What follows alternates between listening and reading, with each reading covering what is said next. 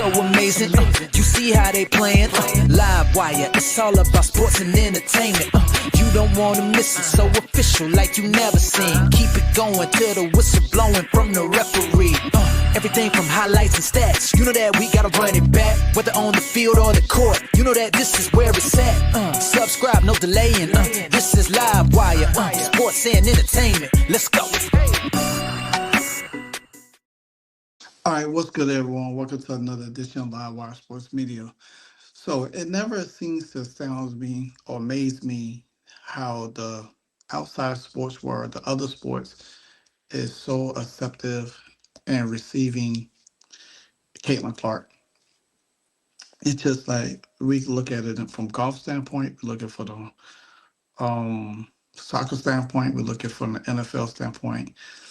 But when it comes to her own sport, that's a whole different topic. Because the fact of the matter is that they understand who she is, and it's like you have three separate tiers of people in the WNBA. You have the ordinary players, you have the all-stars, and you have the top tier. And the only top tier person that's in the WNBA is Caitlin Clark. Now you got the Angel Reeses, you got the Angel Wilsons, all in the middle right here. And then you have the beginners. But she's never been accepted fully into the W. We see how they running out these ads for Paige Beckers, but you didn't see other WNBA players collabing with Caitlin Clark or welcome her into the league. Or they say, hey, she will be fine, it's a rough league or whatever. Because you got to understand this from a standpoint is that Caitlin Clark's superstardom is so extraordinary. It's way up there. It's like you could put like the Beatles, you could put Michael Jackson, you could put anybody up there. That's how her stardom is. She's in a tier by herself. And the thing about it is she's for the people. She's not just for one culture, she's for everybody. And then when you got certain superstars that generally they want to focus on their culture, who they are, they want to represent or putting on for the culture.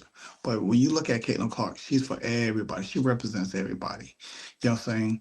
So, and you see how other sports welcome her in easily because of who she is.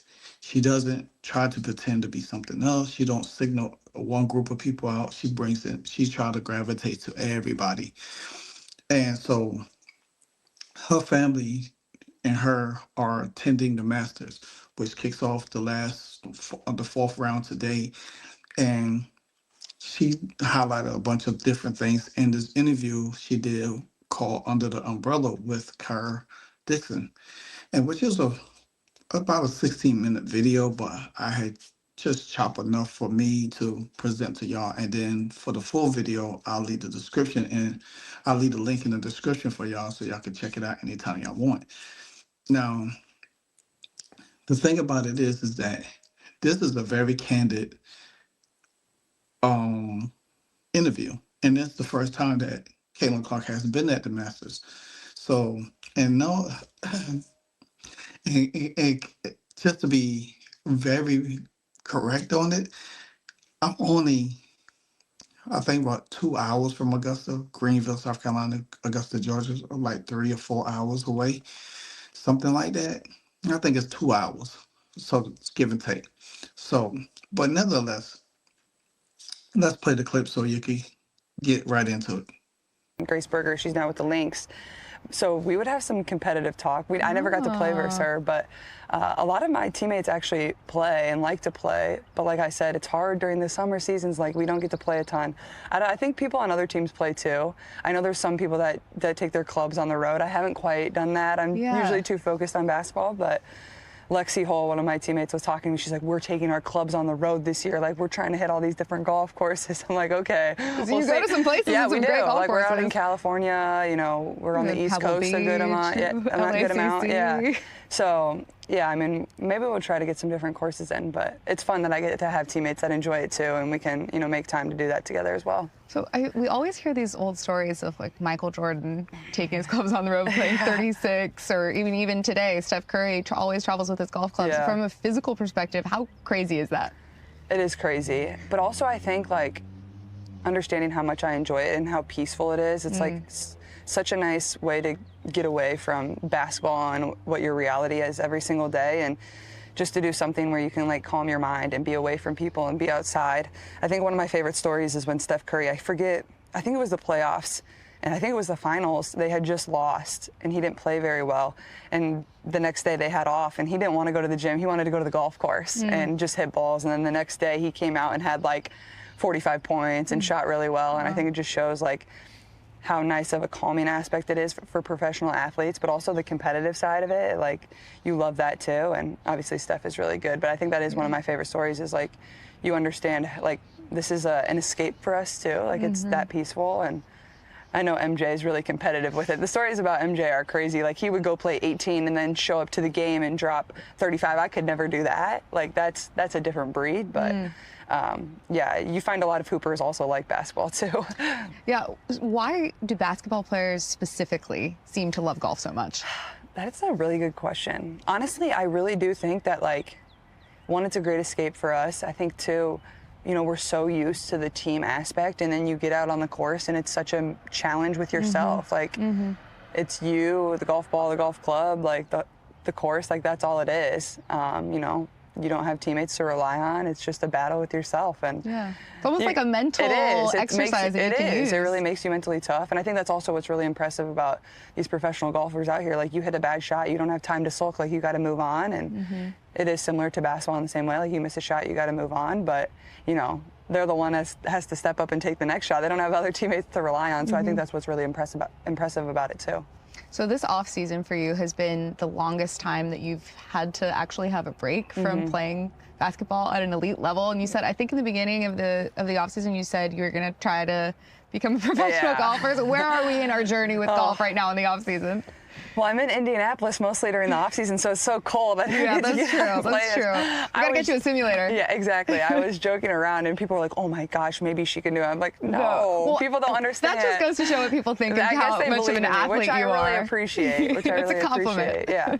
But it was fun. I played a ton right after the season ended. I got to play with Nelly Korda, and then over Thanksgiving, I was down in Phoenix and I played with Max Homa and John Rahm, and just to see like them hit the ball and play up close, like, and it's even the same out here, like getting to watching them. Like, you can watch it on TV, but the way the guys swing the club, and obviously the way Nelly swings the club too, and all those women on the LPGA, like, they're just incredible. Like, they're smooth, their swings are so smooth. Like, only if I could be half of that, I would be happy. But it's fun. It's fun to support them and watch them, because I'm really big fans of all of them too. So I enjoy it. Yeah, you got to play in a pro-am last fall with Nelly and Annika. Yeah. What was that experience like?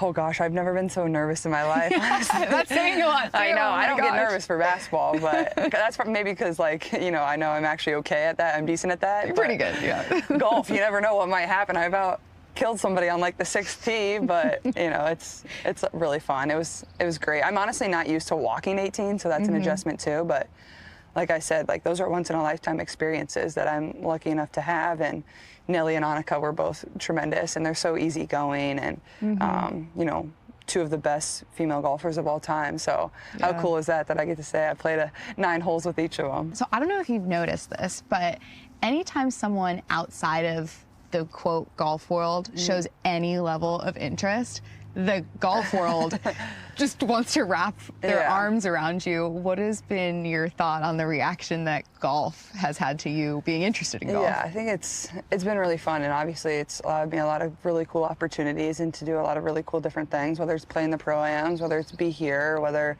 you know, whatever it is, whether it's people just sending me golf clubs for free to try out. I'm never mad at that. I'm never mad at that. But it's super fun. I think it shows how much the game of golf is also growing. You know, I think over COVID, it certainly helped too. Like that's when my brothers picked it up. They didn't play when we were kids, and that's when they picked it up and really started enjoying it. And now they can't get enough of it. And it's the same with a lot of my friends and teammates. So, you know, it's just such a welcoming community, and it's really fun for me to be a part of, and you know, and to bring more. So you got to see a pretty good clip of this and everything where she's talked about, you know, some of the Fever players wanted to learn golf and everything like that. And she talked about Grace Berger, who now is in Minnesota. You know, they had this little thing, this little competition going on and everything like that. And we already know how competitive Caitlin Clark is. She's competitive anything, and in anything. And you seen that when, if you watch the David Letterman special with her, how they was shooting grapes into a bowl, you know. So, but just to piggyback on what they was talking about, how the golf world embraced Caitlin Clark when she played in on two pro-am events over the winter. They accepted her, you know, playing with Kelly and Annika. It was amazing, even though she's still an amateur. But I think that the more she plays, she understands, because you think about it, Steph Curry does it. He's been doing it for a long time. And when the season over, he gets to play. He plays in these tournaments and golf events, and he's been pretty decent now. He's pretty good, and I think that's something Caitlin Clark will go. She will do probably like once the season over. She'll get into golf a little bit more, and start spending putting together events for herself. You know, where it'll be really good. You have seen Tom Brady and Peyton Manning did it. You've seen um, Patrick Mahomes and Josh Allen do it. So a lot of athletes are taking golf. And if you never played golf before, which I have, I need to get back into it. It is one of the most relaxing sports there is. And it's a challenge because you, like Caitlin said, it's all about you. You don't have a teammate. You don't have nobody to pass the ball to. You don't have nobody to throw the ball to, or whatever the case may be. It's just you, your concentration, your moment. You feeling everything. So it's great to see that she got to sit down and talk and view the events at the Masters. Now she did say that she wanted Ludwig to win, but now she changed her stance and said that she's rooting for Rory. And the whole golf world is rooting for Rory McIlroy because this is one event he never won. So can he beat Bryson DeChambeau today? We don't know.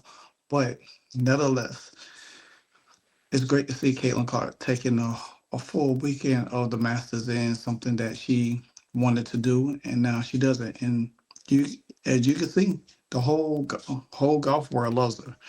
And that's the difference about her versus any other player in the WNBA. You know what I'm saying? Because she's universal. She's international. She's not just for one group of people. She's for everybody, and that's the beauty of it. So, me personally, I love it. I like to see, her take on another sport. Not right now, probably when she retired, but I would like to see her in golf events and stuff like that. So it'd be pretty cool. But nevertheless, I think the interview was excellent. I think it was very lighthearted, just relaxing, and just to be able to take on the scenery. So, like I said, I will have the full video in the description box for you so you can check out. And it's called Under the Umbrella at the Masters with Dixon. So until the next video, to the next episode, Live Watch Sports, and I'm out. Hey, so amazing. You see how they playing? Live wire, it's all about sports and entertainment. You don't wanna miss it, so official like you never seen. Keep it going till the whistle blowing from the referee. Everything from highlights and stats. You know that we gotta run it back, whether on the field or the court. You know that this is where it's at. Subscribe, no delaying. This is Live Wire, sports and entertainment. Let's go.